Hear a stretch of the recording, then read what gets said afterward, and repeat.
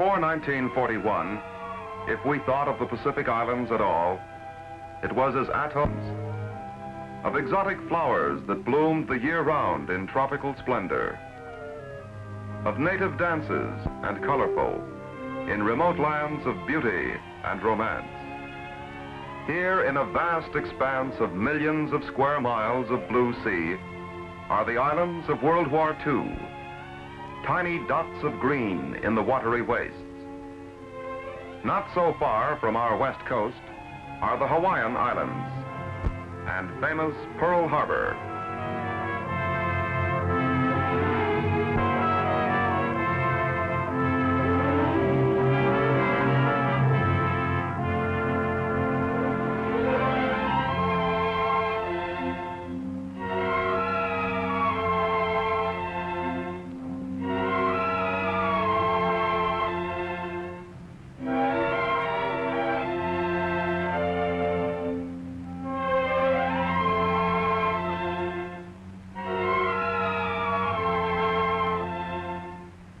This was Pearl Harbor on Sunday, December 7th.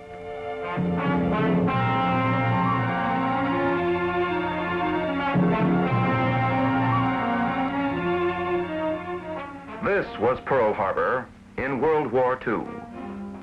Work to be done, a war to be won. Much to do. Engineers, welders, crane operators, a ship to repair.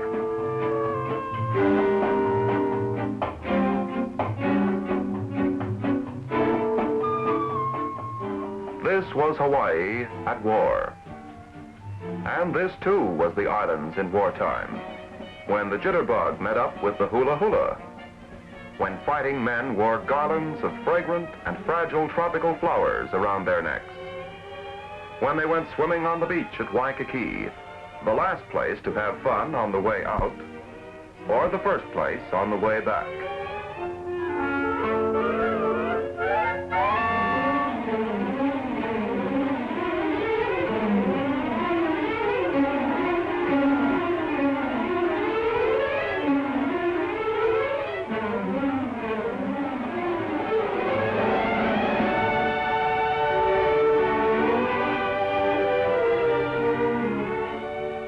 In peacetime, the soft air of Hawaii is redolent with the sweet scent of many blossoms. Life can seem one long, lazy afternoon. Here, amid so much beauty, it is difficult to think about the destruction of war. But the marks of war remain.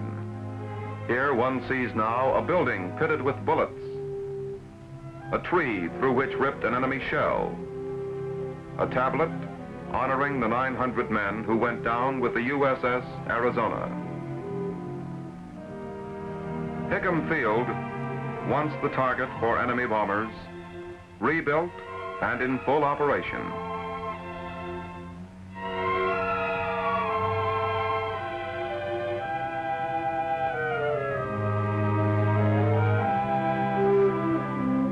(1942), the first year of the war. Guadalcanal attacked. Battle of New Guinea. The South Pacific jungle, thick and damp and stinking. The first enemy was the jungle. Dust, blinding, choking dust. Water, foul jungle water, and more mud. Deep in the jungle, a tangle of strangling vines and whispering leaves, you could feel the enemy all about you. They were everywhere. Behind a million trees, even up in the trees and under the roots.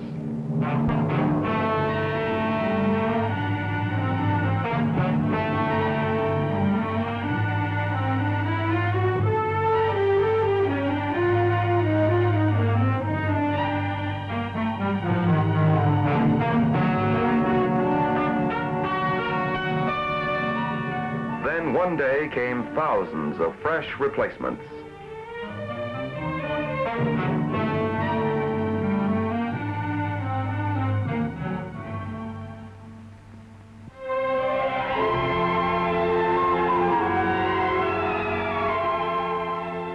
men have marched away, and today the jungle is creeping back to regain its lost domain.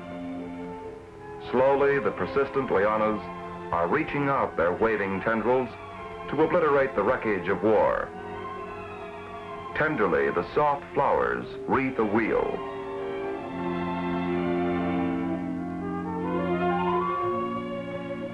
Slowly and surely, the vines take over, covering the rusty relics that commemorate the skill and ingenuity of our people, now trampled into this havoc by war, most terrible of the four horsemen.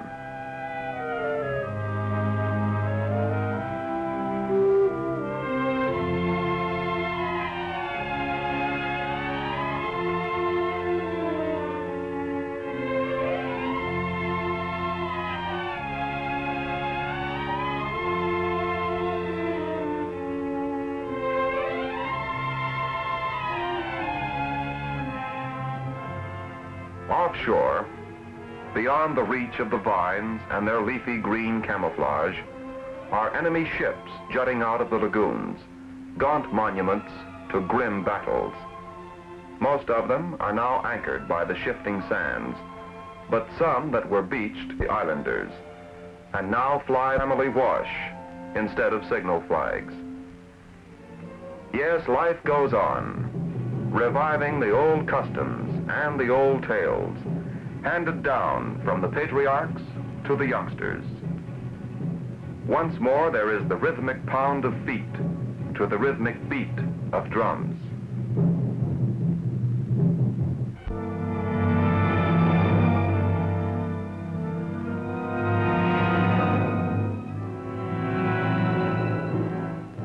Now that the Gilberts were ours, we were ready to move north and strike again, the next step toward the enemy homeland. Kwajalein in the Marshalls was the target, and now we had a plan of operation.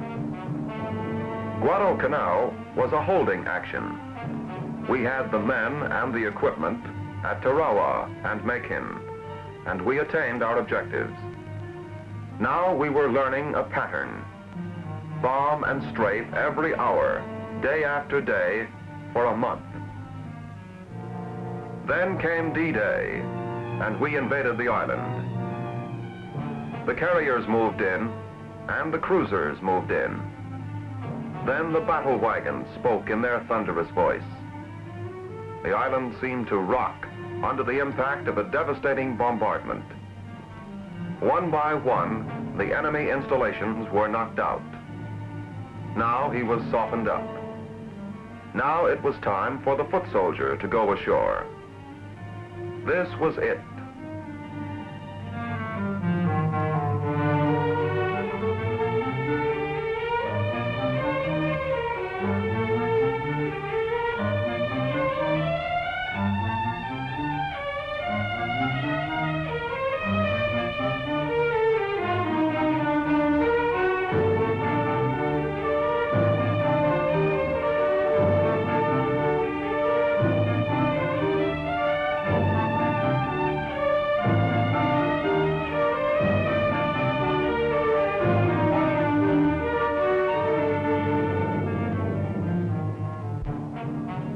So another battle is won, and our arms are that much nearer the final victory. And when it's all over, the American soldier looks around him for a souvenir of the occasion, such as a motorcycle or one of those flashing swords. Nothing like a fine sword, unless it's a group picture in front of a captured flag. But now there's a different kind of work to be done. The battle's over, but the war is still going on.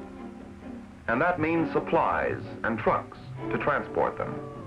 Treasures of materiel for the next offensive, the next step toward victory. There's just about everything. Bullets and bandages, powdered eggs and beans, tools and machines, drums of gasoline for the trucks and the tanks and the bulldozers. Because we're building an air base here. Who would have imagined that one bright day we'd be building a landing field at a place called Kwajalein. Where did they get those funny names? Asked the men from Kalamazoo and Passaic, from Albuquerque, Hamtramck, and Waukegan.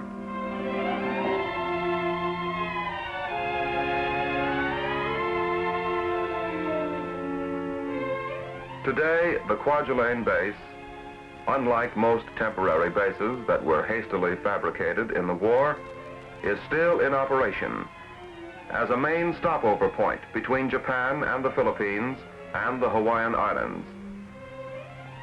It is also an important center of the Trust Territory, consisting of the Marshalls, the Marianas, and the Carolines, and under the trusteeship of the United States by action of the United Nations. American administration of the district has brought many changes. The headquarters building is a new and modern structure, and so is Recreation Row, considerable improvement the veteran would find over the chaplain's tent he knew. Still in use is the concrete dock that was built by the Japanese. And here and there is the inevitable wreckage of war, planes and ships that played their part in the struggle and now are still.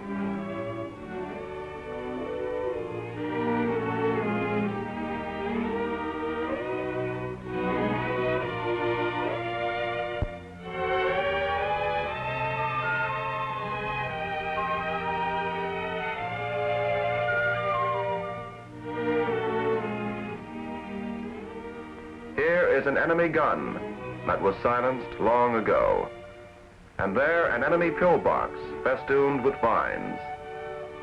More significant is a tablet on Wolf's Strong Point to record the fact that here we first landed on Kwajalein and took the island. War's aftermath has brought a new industry. The Marshallese are repairing wrecked Navy launches and converting them into sailboats for inter-island trade with their neighbors.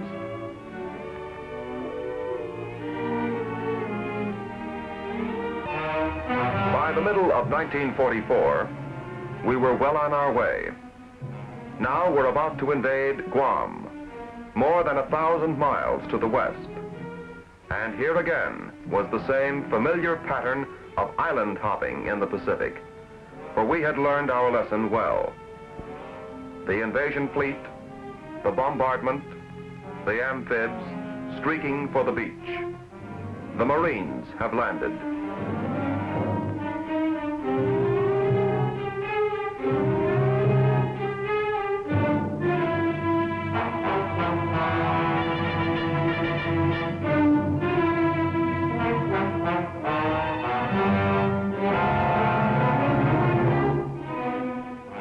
Yes, the pattern was the same, but there was something different about this operation. You see, Guam had been a possession of the United States before the war. It was our job to get it back. While the battle continued on the other side of the island, supplies were unloaded on the beachhead we had taken. Things were moving fast in '44, and particularly here on Guam, for it had been a major military base before the war, and it was to be one again. Buildings that we had shattered and bombed out were hastily demolished, and new ones went up in their place. We were building on a recaptured piece of America, floating way out here in the Pacific. Meanwhile, until the war was over, Guam was a repair base, the biggest in the battle zone, and near enough to the front to eliminate delays in getting those airplane, truck, and tank engines tuned up for another sortie against the enemy. Here, too, was a more important repair base, a new hospital center, equipped to handle every sort of casualty, and to do it quickly. The cheery nurses were welcome, and so were the recreational facilities. For Guam in 1944 was becoming what Hawaii had been 2 years before, a place to recuperate from the last battle and to get toned up for the next one. Also, it was a place to see those wonderful USO shows.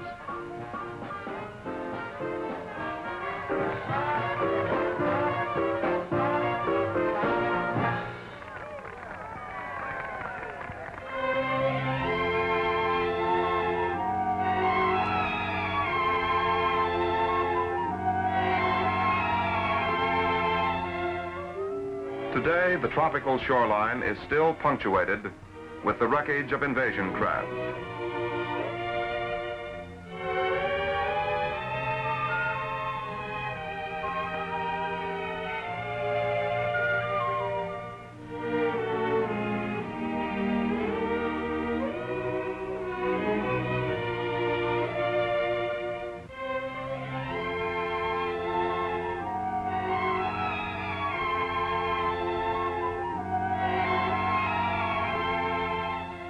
There are now more installations on Guam than before the war, and still more are building.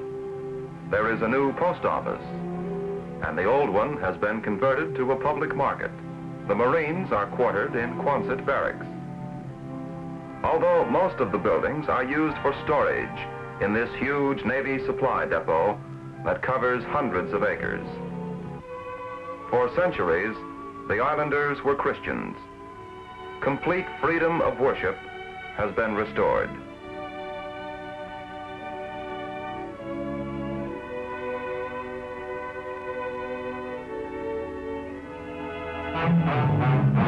(1945), last year of the war. Hear this, now hear this. Our objective, Iwo Jima. Direct from the Marine Corps comes report. Early on the morning of February 19, the division arrived on Iwo. It was D-Day. Lying off the island was the now familiar spectacle of the vast armada of an invasion force. From every side, the guns of warships were laying down their bombardment, and overhead, wave after wave of planes hit the island. By 08:15, the first three waves of assault troops were formed and waiting behind the line of departure. At 08:30, they were on their way in. The weather was good, and the surf moderate. The naval gunfire, air strikes, and rocket and mortar barrages from the gunboats were saturating the beaches now, and only moderate enemy fire fell on the leading waves. As they neared the shore, the support fire moved inland in a rolling barrage. At 09:02, they hit the beach. And then came trouble in large quantities. As the naval gunfire lifted, the Japanese opened up with every weapon they had. And soon a solid sheet of fire was pouring down on the beaches and incoming waves. Boats were hit. They broached and clogged the beaches. Vehicles ashore found the sandy volcanic ash nearly impassable. Every move was under direct observation of the Japanese on top of the cliff line and on Matsurabachi.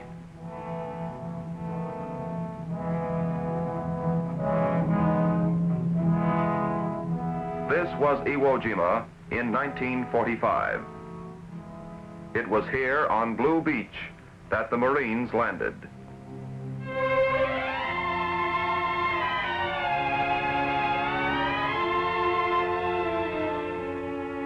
And this is how it looks today.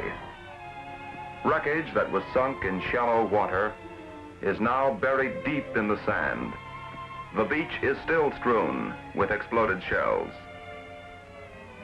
On Iwo, as on so many of these islands, there is a central airport. Here, only 656 miles from Tokyo, is the longest runway that we built in the Pacific. We have constructed a radio station near a wrecked 5-inch gun abandoned by the enemy.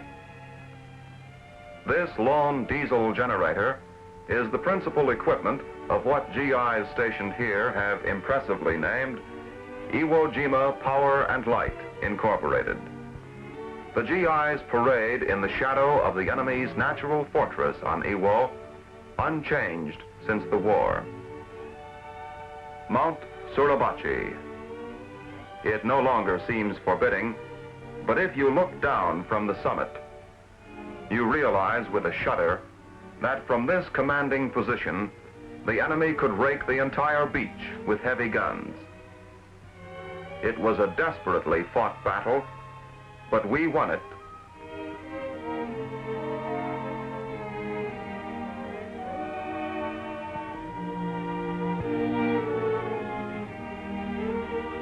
And now Suribachi is just a friendly old hill, smiling down on a sunny tropical island that once was part of a Pacific battleground.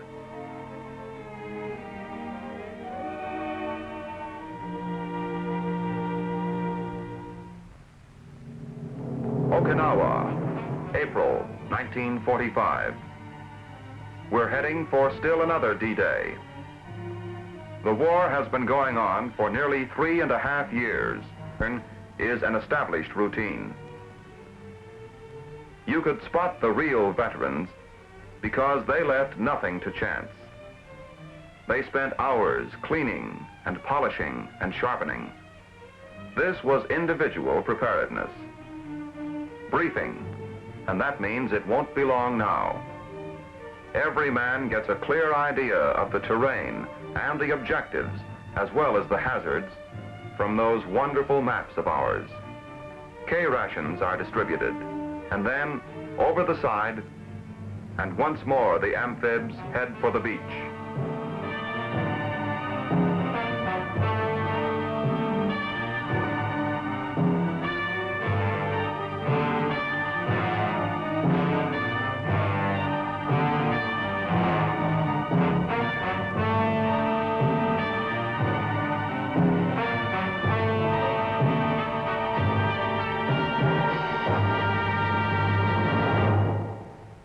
Suddenly, silence.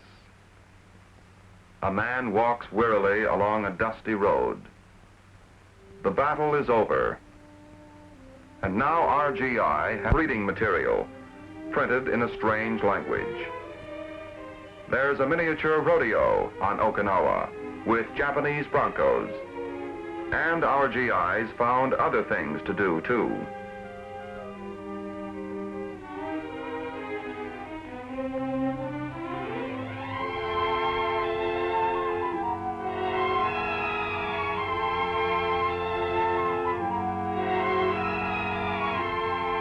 On the beach in Okinawa today is the customary debris, gradually breaking down under the attrition of wind and wave.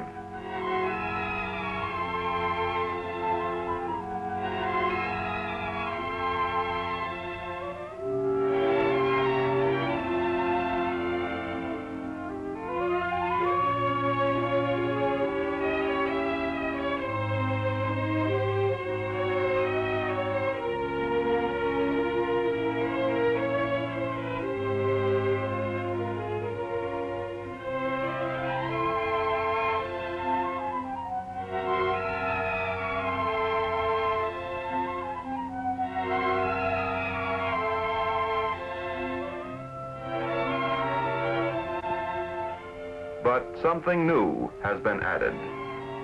Near the wreckage of Orange Beach is a swimming pool fed by the warm tropical Pacific. Why, nowadays, there's even a library on Okinawa. And command headquarters is handsomely housed. And there's a PX, well stocked with essentials and little luxuries.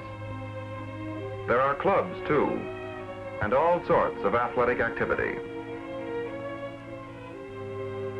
Hawaii, Midway, Wake, Guam. These are the Pacific Islands of World War II. But no more are they isolated atolls, faraway places with strange-sounding names. For now, those names are forever inscribed on the pages of American history. Battlegrounds on the other side of the world. This nation will always be indebted to those who served their country on these islands, as it is to those who have fought since in protection of the inalienable rights of free peoples.